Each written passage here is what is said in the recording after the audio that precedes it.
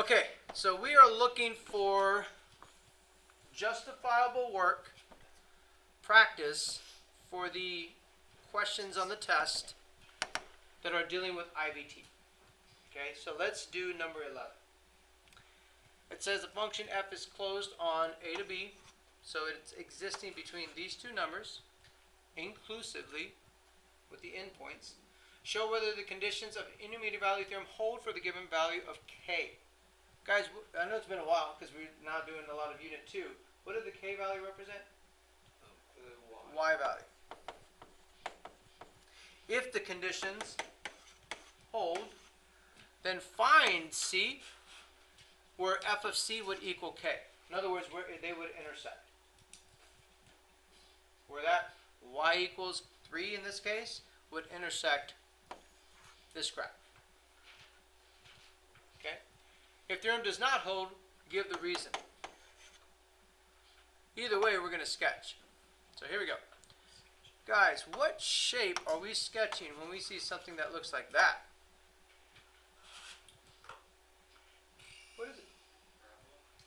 That's very close-ish, yeah? Square root. It's a parabola or square root is where people always go to, but you'll least expect what it actually is. It's not linear. So here we go. Yes. No. Y is equal to square root of 25 minus x squared.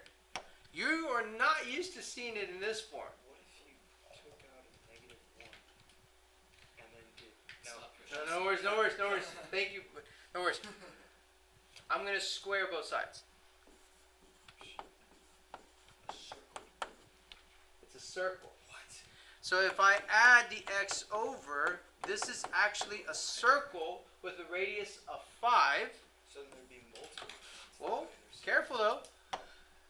It was only, you know how square roots have a plus or a minus? Oh my. This is only the top part because it's a positive square root. You with me? And these are easy to forget. Please put this in your brain because they are easy to forget. These square roots with x squared pieces, if you do the manipulation that I just did, will be circles. Okay? This is -5. This is 5 because we know the radius is 5. So how do you know it's only the top half again?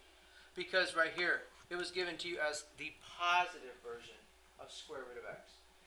Think of like vertical reflections across the x-axis. The square root of x looks like this. But the negative square root of x looks like this. But we typically don't write both of them because it would fail the vertical line test. You with me? So would that just be like a negative vertical shift or -1 for like a vertical strip? There's not a stretch, it's just a reflection. Think of a reflection across the x-axis. Okay? Now here we go. I'm looking at -4.5, which is about here, all the way to 3, which is about here. And this is the only piece of the graph that I'm actually drawing per se. Are you with me? We know that this goes all the way to 5. And we know that we're looking for y is equal to 3. Okay? So at -4.5, I can plug this in to my function here, which I need to, because let's do the intermediate value theorem. First of all, this midget, this piece that I'm going to highlight in, let's say orange, this is what I'm really looking at because of where it's going to be drawn. Okay? So this piece that I just highlighted is f of x continuous. Yep. So you're going to say f of x is continuous on -4.5 to 3. And guys, these words have to be pretty much exact. Okay? So this is what I was wanting you to do that flip grid so that you could practice, but now just practice on your own. Okay? What's the second step of IVT? They don't equal that they don't equal each other, right? So we gotta check, what is the y value at negative 4.5? What is the y value at 3? And we gotta make sure that they don't equal each other. Now, I drew a rough sketch, but you would plug this into the equation and see what you would get. And obviously, they're not gonna equal each other. So we're not gonna have like the blanks like we did on Delta Math. No. Yeah, you're gonna, no, you will not, thank you for bringing that up. You will not have the blanks that you're gonna fill in on your test. You're gonna have to show all this work by hand. Yeah. And to show that f(x) is continuous, you have to draw a graph. So, okay, listen to Is there a this. different way to- Listen to this. F of x is continuous because I know that the parent function almost has a square root piece to it. And because this x squared, it's like a quadratic piece. But here's the thing. We know that it was a circle. Right? So you do have to, on this particular one, for sure, know what the graph looks like to see, did I ever lift up my pencil? You with me? And man, your question is really good, actually, because here's the thing. What is the domain of square root of x? It's bigger than 0. The domain is 0 to infinity, with 0 included. You with me? What's the domain of x squared? All real numbers. And if I overlap those two, you would assume that it was only continuous 0 to infinity. But with this graph, it is continuous even in the negatives, even though I have a square root. Because I don't really have a square root function. I have a circle, a piece of a circle.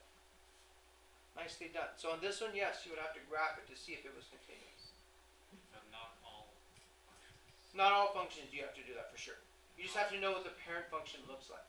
How would you like prove that it's continuous? That's what I'm saying. From this, knowing that this graph, knowing the graph, you would have to know that it's continuous. Like, what would you write on the test?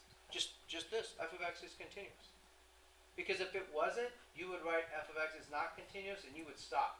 And I would know that you know it's not continuous right off the bat. It's only supposed to do steps 2 and 3 though. Yeah. Even if it's not continuous. Oh yeah.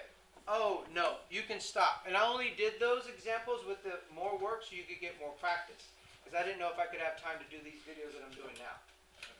Okay? So if it once it fails, you can stop. And you can say theorem does not hold, therefore I cannot prove that it's I can't prove the rest of IVT. You know what I mean? Said there may not exist the value. Yeah. And that's the word you use. That's there it. may not exist. Okay. Or there doesn't have to exist a C value between A and B where f of C equals K. So if it's not continuous, then it could be the may not exist. But when will it be there will never exist? Is that only when you know Yeah, because on the That- Delta Math there was some. where it says like it Oh. does not exist? Would that only be where there's like a discontinuity at the specific case? Yes, and only connect that, I see your questions, only connect that with delta math. Don't connect that with this. Okay. Okay. So this is true, this is true. What is rule 3? With a That K is between what? F of negative 4.5, yep, and f of 3. So we just have to verify, is y equals 3? And again, for the sake of time, I'm not finding what these are. Okay? You can plug them in and see what the square root of that answer would be. And you could use the calculator on that for sure. Right? And then we're just going to know that they're different, but also at the same time, K is going to be between f of negative 4.5, which, I don't know, it might be like 1 or 2, and then f of 3, which might be, I don't know, like 3.5 or 4. wait, isn't K above that? Oh, K just you is drew it above it, but isn't it? Oh, my bad. It's actually below. Thank you. No worries. I'll just change just real quick.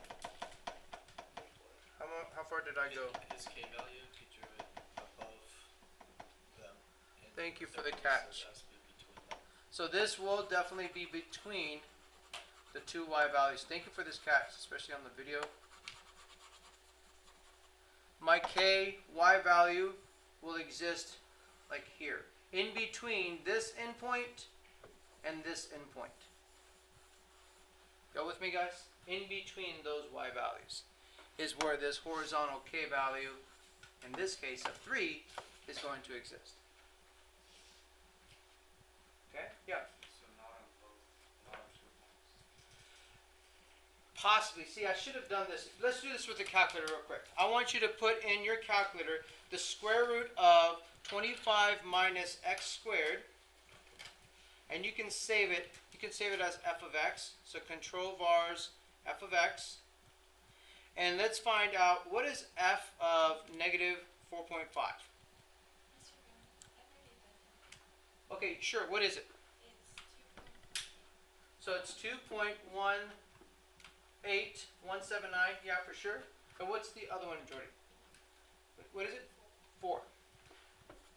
So between 2.179 and 4, those are the y values, and sure enough, k is equal to 3.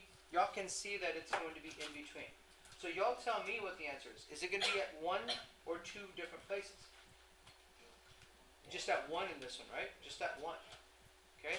And it's going to be right here at whatever this x value is, right there. But This if, is that c value that we're going to find. But if the like f negative 4.5, if it was like negative 2 or whatever, and that was like a wait. Yeah, it could be more than 1. Yeah. Yeah, for sure. Okay? But just drawing out the graph, we know it's going to be only 1. Like this. Let's say that. Okay? So let's keep going, guys. So these are all true. Therefore, there must exist a c value between, or you could say on, negative 4.5 all the way to 3 with parentheses, because you're not saying including the endpoints. They have to be in between. So these parentheses are very important here and very important up here. Where what? Where f of 3, or no, sorry, where f of c equals 3. And then now the last part, and I think we only have time for this one video, no worries, I'll record the other ones, is we're going to solve for it, and I'm going to show you right here of how I want you to solve for it on the test. My original equation was f of x, but I want you to write it as f of c, because you're finishing the proof out. So it's the same function, only with c's. And we're saying f of c is 3, so we're saying 3 is equal to the square root of 25 minus c squared. And now we're just going to solve for c. So we square both sides, we get 9 is equal to 25 minus c squared. Move the c squared over here, subtract the 9, we get 16, right? And what are my answers right here? It would be plus or It would be plus or minus 4. but one of them is extraneous. But here we go. One of them is extraneous because it's not in between. It's not going to be hitting the graph per se. And on one like circles, there couldn't be more than 1 point because then the y values would not be, or the k value wouldn't be in between the two. Correct. So you tell me, guys, which one is the correct answer? A positive or a negative in this? Positive or negative 4? It'll be a negative 4. Now watch. To finish this off, I need to know what I'm looking at graph-wise. I need to know how much of the graph should I actually have drawn to begin with. I need to know how to reference this y value horizontal line. And then I have to go through all the steps with correct parentheses or brackets with correct notation. Notice that I did not put 2.179 right here. That's not how the theorem is defined to be used. I did let k be between. Notice again my usage of variables, and then my therefore there must exist a c value between or on negative 4.5 to 3, where f of c is equal to 3. And then the C plus 1 is 4. And the c is going to not be that plus value. So the answer, because plus is extraneous in this particular one, would just be the negative c. Or sorry, negative 4. How many points would there be total? There's only one on this domain that we're looking at. No, No, like, how much is it worth? yeah. Oh, these are going to be like 9 or 10 points each at least. And can you go through and like, so I- so that wherever there's green, that'd be a point. Yeah. That we get. Everything that I was circling would be a point. Yes. So if one of the proofs, or like one of the things, If one of these does not hold, then you cannot guarantee all of this. so you don't have to do the other. No. Once it doesn't hold, you could say theorem does not hold, therefore it does not guarantee, or there does not have to exist. However you want to word it. There was a question with it, like in groups, No, I know, and I only did that so I could get you to get more practice. but it's not going to be on the test. But it won't be on the test. If it doesn't hold, you tell me where it doesn't hold, and you can stop. Yes.